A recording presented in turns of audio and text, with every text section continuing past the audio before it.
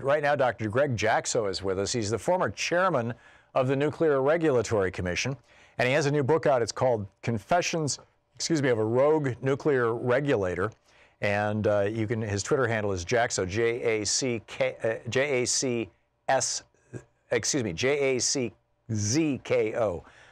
Dr. Jaczko, welcome to the program. Well, thanks, Tom, for having me on. It's great to be with you. It's great having you with us. So you were the guy who was in charge of approving nuclear power plants and all this kind of stuff. You write in your book that I know nuclear power is a failed technology. Did you know that when you came into the job? Did you know that when you left the job? Do you now know that in retrospect? When did you come to that conclusion? I really came to that conclusion about partway through the time that I was chairman, when I dealt with a very significant nuclear power plant accident in Japan, the Fukushima power plant accident that happened when there was a massive earthquake followed by a tsunami, and 4 reactors there had very, very significant releases of radiation. So it was really at that point that I realized that all the hypothetical discussions about accidents and possible bad things that could go wrong were real. And I just came to realize that 100,000 people being evacuated from their homes was not the right way or the right kind of thing that should happen when you generate electricity. So what's the state of the nuclear industry in the United States? You mentioned Fukushima. As I recall, those are called General Electric Mark II boiling water reactors. And that there's some, 50 or thereabouts of those in the United States?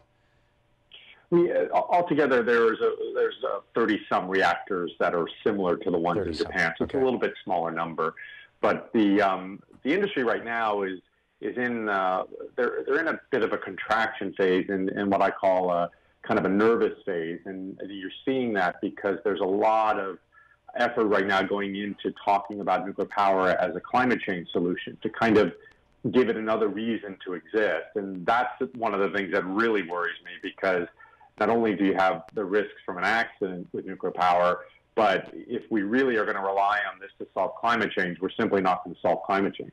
Yeah, I had Dr. Helen Caldicott on this program 6-8 years ago, and she said that the first kilowatt of purely nuclear generated power it comes out of a nuclear power plant in like its 15th year of existence because of all the carbon that goes into mining uranium, transporting it, refining it, the making of the concrete, the making of the nuclear power plant itself, et cetera, that it's really not a carbon-free technology.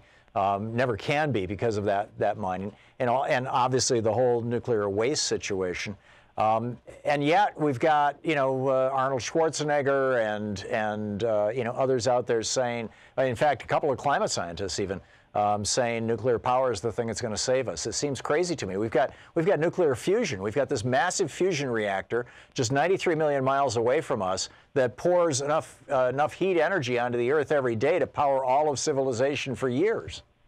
Do we not? Yeah, it is amazing to me how this kind of myth has perpetuated that somehow nuclear will solve the problems. I look at it from a more practical perspective.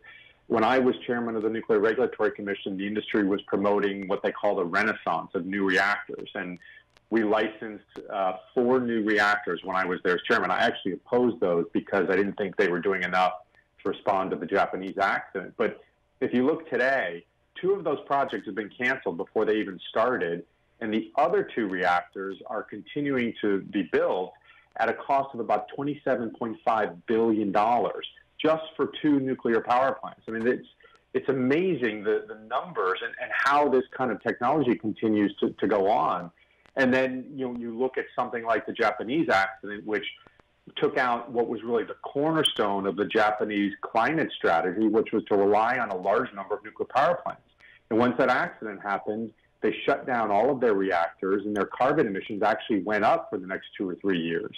And what's interesting is they finally turned the corner and are starting to bring those emissions back down again because they've turned to kind of the trusted and true solutions. They've turned to a lot of solar, they've turned to energy efficiency, and they're actually making a lot of progress. So, the solutions that are out there right now that are getting really cheap and are really easy to deploy, it's solar, it's wind, it's geothermal, and battery storage and other kinds of storage are getting cheap enough now that you can think about projects that couple all those things together. Right, and at a level of scale, not just you know, in a car or a house, but even a community, a neighborhood, a town.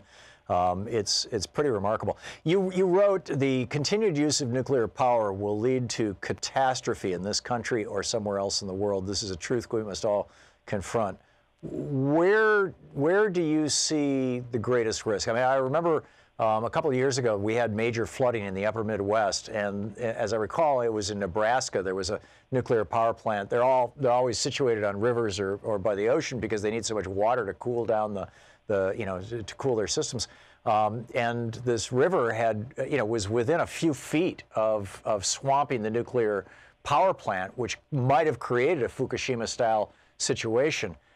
Is that what you have in mind, or is there some other scenario? I mean, you know, 3 Mile Island didn't require that. It was as I recall, operator error, wasn't it, or the failure of a pump someplace? You know, what is the thing that you are most concerned about?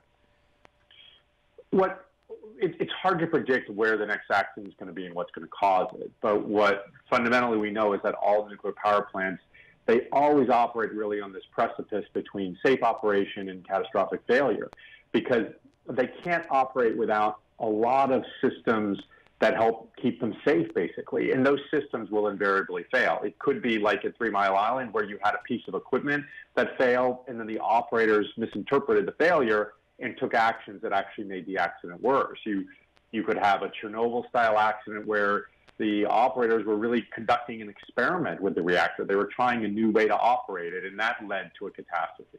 Or you could have some type of natural disaster like the Fukushima accident. And you mentioned that plant in Nebraska. I actually toured that plant, and I talk about this, of course, in the book. I toured that, and it was the summer when we were dealing with the accident in Japan. And you know, it really brought home that this was not a problem just for Japan. There I went to visit the plant, and I was standing really in the middle of the Missouri River on this island that had become the nuclear reactor. And, you know, with additional floodwaters that at some point would have gotten to a level where there would have been very little you could do to control the reactor and prevent at least damage to the reactor, if not a significant release of radiation. Wow. So how do we get out of this? We're talking with Dr. Gregory Jaczko. He's the former chairman of the Nuclear Regulatory Commission. What should we do, and how quickly should we do it? You know, the good thing right now is that the alternative solutions are really the cheapest solutions. So the best thing we can do is to really just let the market decide. Let the market go on and figure out the cheapest way to generate carbon-free electricity. And if you do that, the answers are obvious. It's solar, it's wind, it's all of these technologies. So isn't the first step there then to eliminate the, I think it's $300 billion a year that we're subsidizing the fossil fuel industry? Yeah, I mean, those are the first things you do is you have to get rid of subsidies, level the playing field, and the right technologies are going to win. And when it comes to nuclear, what you're seeing right now is a lot of nuclear power plants are basically holding their hand out and asking for subsidies because they can't survive without them. And right. they're trying to disguise the whole thing as a climate solution, as a climate. Well, it's been subsidized all along with Price-Anderson. I mean, you know, the nuclear industry can't even get insurance.